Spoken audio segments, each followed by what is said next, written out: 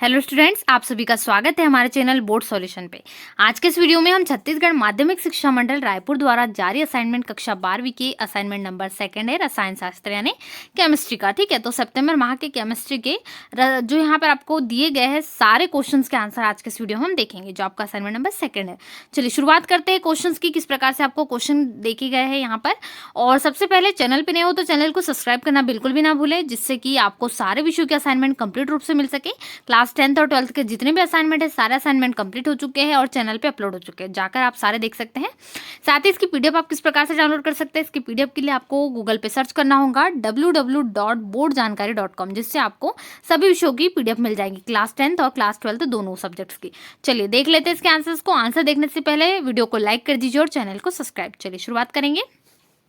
पहला क्वेश्चन एक अभिकारक के संदर्भ में एक अभिक्रिया द्वितीय कोटि की है। यदि इस अभिक्रिया का सांद्रण आपको बताना है दुगना हो जाए, आधा हो जाए, तो इसकी अभिक्रिया दर कैसे प्रभावित होगी। मतलब दुगना होगा तो सांद्रता अभिक्रिया दर पर क्या प्रभाव पड़ेगा, इसके सांद्रण का, अभिक्रिया का सांद्रण का। और इसके बाद में यहाँ पर आधी हो जाए तो क्या फर्क पड़ेगा। चलिए दोनों की देख लेते हैं। इसके साथ ही एक ब नंबर का भी इसमें क्वेश्चन इंक्लूड है, सक्रिय संकुल की भूमिका को आरेख सहित समझाना। ठीक है, दोनों क्वेश्चन के आंसर हम देखेंगे। जो क्वेश्चन नंबर है यहाँ पर एक एक अंक के है दोनों वैसे तो, और इसके बाद जो नेक्स्ट क्वेश्चन है 3 अंक का है, तो थोड़ी ज्यादा डिटेलिंग हमें ब नंबर में करना है। चलिए शुरुआत करते हैं इसके आंसर्स की। इसके बाद और क्वेश्चंस भी आपको दिए गए, इन सभी के आंसर्स हम देखेंगे। चलिए देखते हैं। चलिए पहला क्वेश्चन देख लेते हैं। इसमें यदि क्या हो, दुगुनी हो जाए, ठीक है, अभिक्रिया का सांद्रण क्या हो, दुगुना हो जाए, तो क्या होगा। तो यहाँ पर वेग बराबरी से कितना होगा, फॉर्मूला K इंटू सांद्रता की घात 2। अतः सांद्रता दुगुनी करने पर, यहाँ पर सांद्रता हम दुगुनी करेंगे तो दुगुने, यहाँ पर सांद्रता को बोला है, सांद्रता दुगुनी हो जाए तो क्या होगा। तो वेग कितना हो जाएगा, वेग बराबरी से यहाँ पर की इंटू 2, क्योंकि हम सांद्रता को दुगुनी कर रहे हैं। ठीक है, तो यहाँ पर 4K हो जाएगा, मतलब वेग कितना हो गया, 4K गुणित सांद्रता की घात 2, मतलब अभिक्रिया का वेग कितना गुना हो जाएगा, 4 गुना हो जाएगा। ठीक है, तो यहाँ पर 2 की घात 2 कितना हो जाएगा, 4 हो जाएगा, वही यहाँ पर आंसर लिखा गया। अतः अभिक्रिया का वेग कितना गुना हो जाएगा, 4 गुना। दूसरा बोला यदि सांद्रता आधी हो जाए तो अभिक्रिया का वेग किस प्रकार होगा। तो यहाँ पर वेग बराबर से क्या हो जाएगा, K इंटू 1/2, सांद्रता आधी हो रही है, ये तो फॉर्मूला होता है, K बराबर से सांद्रता की घात 2। ठीक है, वेग बराबर से सांद्रता की घात 2 होता है, तो यहाँ पर सांद्रता आधी हो गई, वहां पर हमने दुगुनी करी थी। 1/2 की घात 2 मतलब कितना, 1/4। ठीक है, तो 1/4 बाहर निकाल लिया, इसको कितना हो गया, 1/4 की, मतलब अभिक्रिया का वेग कितना हो जाएगा, 1/4 यानी 1/4 गुना हो जाएगा। ठीक है, यहाँ पर आपका हल हो जाएगा। इसके बाद क्वेश्चन नंबर दूसरा देखते हैं। इसके बाद क्वेश्चन नंबर सेकंड है, नेहा ने अभिक्रिया R टेंड्स टू P के लिए सांद्रण R और समय के मध्य एक ग्राफ खींचा। इस ग्राफ के आधार पर निम्न प्रश्नों के उत्तर दीजिए। ठीक है, ये T और R के लिए मध्य क्या है, ग्राफ है। R यानी सांद्रण है, T यानी यहाँ पर क्या है, समय। ठीक है, इनके मध्य ग्राफ खींचा। तो पहला क्वेश्चन है अवकलन दर समीकरण लिखिए। ठीक है, तो 5 यहाँ पर क्वेश्चन पूछे सारे एक एक अंक के। अवकलन दर समीकरण लिखना है, अभिक्रिया की कोटि क्या है लिखना है, वक्र का ढाल क्या है, वेग स्थिरांक की इकाई क्या है, और अभिक्रिया का अर्धायु काल क्या है। ठीक है, इतने क्वेश्चन के आंसर देना है, 5 क्वेश्चन 5 नंबर का। ठीक है, चलिए शुरुआत करते हैं इसके आंसर्स की। चलिए आपको केवल एक अंक का पूछा है अवकल दर समीकरण से। ठीक है, तो सबसे पहले अवकल दर समीकरण, यदि अभिक्रिया में केवल एक अभिकारक हो तब इस विधि का उपयोग किया जा सकता है, जैसे कि अभिक्रिया Na से क्रियाफल तक जा रही है और दर कितनी हो जाएगी, दर प्रोपोर्शनल यानी समानुपाती हो जाएगी A की पावर n का। ठीक है, आपको सिर्फ इतनी लिखना है, आपके लिए अभिक्रिया की कोटि 1 और 2 के लिए नहीं पूछा गया, आपको केवल क्या पूछा है, अवकल दर समीकरण। तो आप केवल कितना लिखोगे, केवल यहाँ तक लिखना है, क्योंकि यदि आपको 1 कोटि 2 कोटि के लिए पूछते तो आपको ज्यादा लिखना पड़ता, और 1 अंक का है तो आपके लिए इतना काफी है। तो सिर्फ इतना आपको आंसर इसमें नोट करना है। इसके बाद जो आगे क्वेश्चन है वो देखते हैं।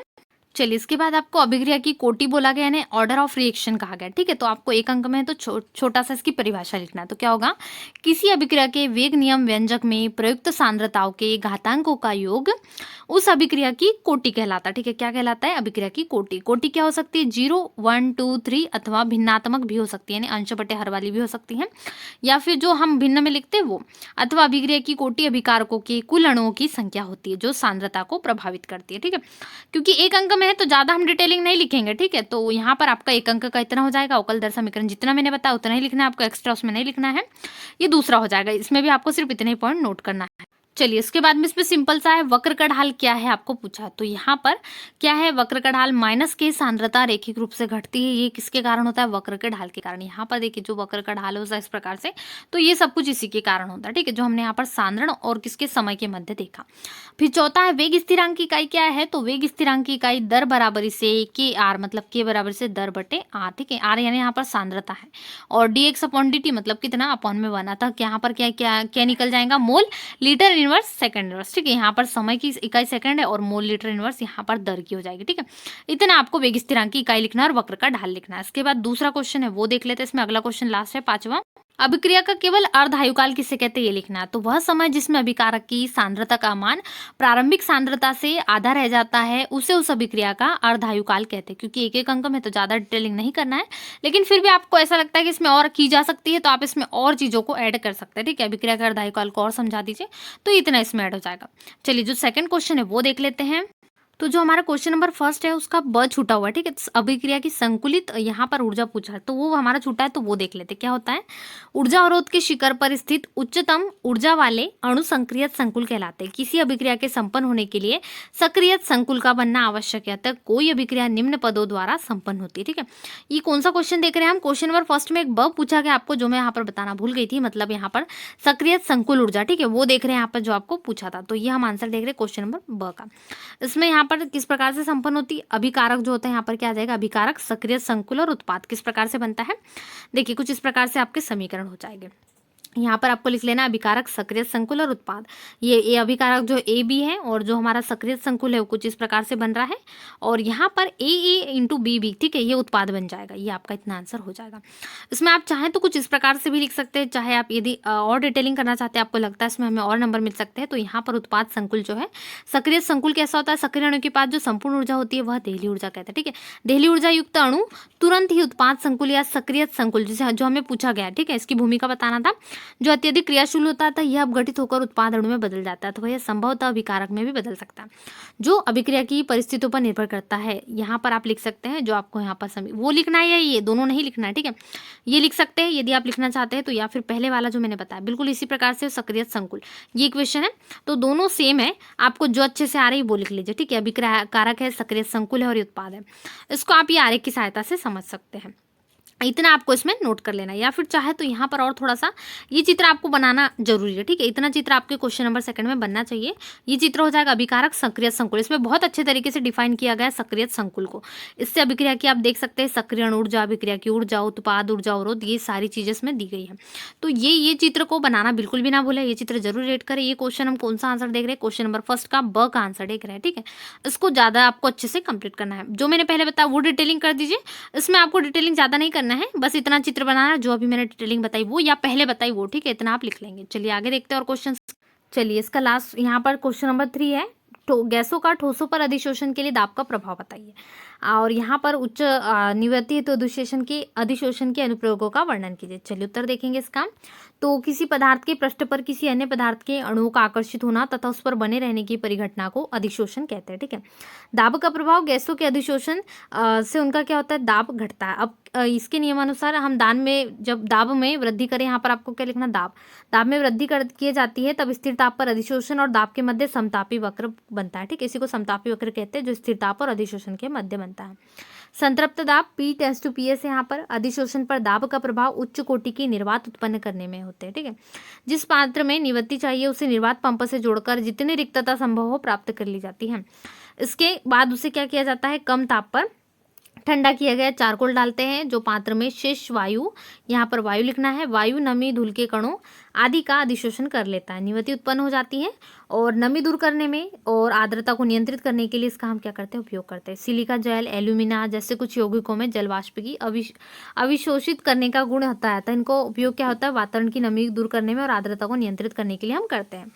फिर हमें कुछ उदाहरण से ही समझाना है। जो क्वेश्चन नंबर नेक्स्ट है इसमें यहाँ पर आपको एरोसॉल है, हाइड्रोसॉल है, इनको समझाना है। तो क्या होते हैं एरोसॉल, वे कोलाइडी विलयन जिसमें प्रक्षिप्त माध्यम द्रव हो तथा परिक्षेपण माध्यम गैस हो, उसे क्या कहते हैं, एरोसॉल। जैसे कि बादल हो गया, कुहरा हो गया, ये चीजें इसमें आती हैं। हाइड्रोसॉल क्या होते हैं, हाइड्रोसॉल वे कोलाइडी सॉल जिमक परिक्षेपण माध्यम जल होता है जिसमें ठोस के कण होते हैं। उदाहरण स्टार्च होगा और सॉल्ट, ठीक है, इसमें ठोस कण होते हैं। इसके बाद जो ब नंबर में है इसी में 5वें क्वेश्चन में आपको पूछे है, ठीक है, 2 परीक्षण है इसमें, परिस्थिति और प्रेक्षण पूछे हैं। सबसे पहले जब प्रकाश किरण पुनः पोलाइड सॉल में से गमन करता है, तो इसका पहला देना है आपको।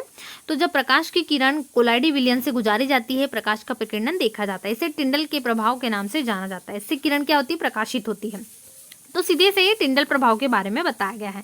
जैसे हम सुबह हमारे घर में से लाइट आती है, जो लाइट के अंदर से प्रकाश आता है वो सारी चीज़ें इसमें धूल के कण हमें दिखते हैं, ठीक है, वो हो जाएगा। इसके बाद इसमें और दूसरा क्वेश्चन है, जमायोजित फेरिक ऑक्साइड साल में सोडियम क्लोराइड विद्युत अपघट्य मिलाया जाता है। जब NaCl की फेरिक ऑक्साइड में मिलाया जाता है तो क्या होता है, तो ये देखा जाता है Na तथा Cl ion ferric oxide salt के कण रचनात्मक आवेशित होते हैं। इस प्रकार वे क्लोराइड ऋणात्मक आवेश की उपस्थिति में जमा हो जाता है। ठीक है, इतना आपको पूरा आंसर इसमें लिखना है। इसके बाद तीसरा क्वेश्चन इसमें पूछा गया, वो देख लेते हैं। चलिए, इसका तीसरा और लास्ट क्वेश्चन है, जब विद्युत धारा को कोलाइडी विलवन में से प्रवाहित किया जाता है तो आवेशित कण क्या होते हैं। इसका उत्तर होगा, जब आवेशित कण या तो कैथोड की ओर जाते हैं या फिर एनोड की ओर जाते हैं, यहाँ पर ये अपना आवेश खोकर जमा हो जाते हैं। यह कणों की गति शक्तिशाली सूक्ष्मदर्शी द्वारा देखी जा सकती है। तो ये पूरा आंसर आपको इसमें लिख देना है। तो इस प्रकार से आज के इस वीडियो में मैं क्लास 12th के केमिस्ट्री के जितने भी आपके आंसर्स थे उन सभी के आंसर्स देखें। जितने क्वेश्चंस आपको पूछे गए थे असाइनमेंट सेकंड में, सितंबर माह का असाइनमेंट है। साथ ही साथ ऐसे वीडियोस के लिए चैनल से जुड़े रहिए, चैनल को सब्सक्राइब कर लीजिए। सितंबर माह के सारे असाइनमेंट के क्वेश्चंस के आंसर्स यहाँ पर अपलोड हो चुके हैं चैनल पे। जितने विद्यार्थी नए हो चैनल को जरूर सब्सक्राइब कर ले, जिससे उनको सारे विषयों के असाइनमेंट के आंसर मिल सके। साथ ही वीडियो को लाइक करना बिल्कुल भी ना भूलें। अपने सभी दोस्तों के साथ वीडियो को शेयर जरूर कर दे, जिससे उनकी भी हेल्प हो, जो अपने असाइनमेंट को किसी कारण कंप्लीट नहीं कर पा रहे हैं या उनके पास नोट्स अवेलेबल नहीं है, तो उन विद्यार्थियों तक जरूर पहुंचा दीजिए वीडियो को। और साथ ही साथ में आप इसकी PDF किस प्रकार से डाउनलोड कर सकते हैं, इसके लिए आपको गूगल पे जाना होगा। गूगल पे सर्च करना होगा www.boardjankari.com, जहां पर सारे विषयों की PDF अपलोड है। यहाँ पर जाकर आप देख सकते हैं। ठीक है, इतने विषयों की सारे विषयों की PDF को आप डाउनलोड कर सकते हैं और आसानी से अपने असाइनमेंट को कंप्लीट कर सकते हैं। चलिए, मिलते हैं नए वीडियो में। तब तक वीडियो को लाइक करें, शेयर करें अपने सभी फ्रेंड्स के साथ में, अपने सभी दोस्तों के साथ में। और चैनल पे नए हो तो चैनल को जरूर सब्सक्राइब करें। Thanks for watching.